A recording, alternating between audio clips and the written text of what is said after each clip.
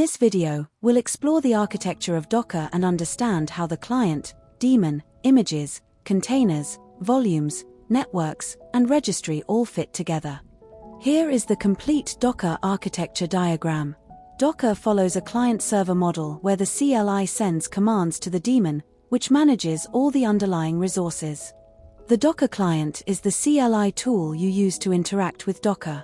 It translates your commands like docker run, build, and pull into REST API calls sent to the Docker daemon over HTTP or a Unix socket. The Docker daemon, or Dockered, is the heart of Docker. It runs on the host machine and manages all Docker objects including images, containers, networks, and volumes through its various submanagers. Docker images are read-only templates made of layered filesystem snapshots.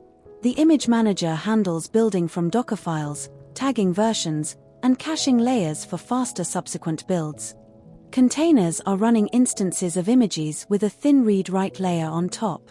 The container runtime manages their full lifecycle, starting, stopping, and executing processes inside them. Volumes persist data outside the container's ephemeral file system.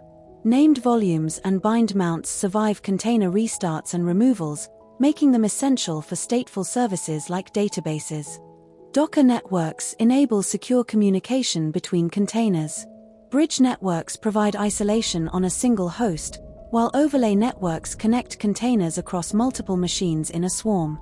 A registry stores and distributes Docker images. You pull images to run them locally and push your own builds to share them. Docker Hub is the default public registry with ECR and GHCR as popular alternatives.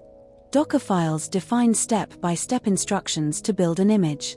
Docker Compose YAML files define multi-container setups.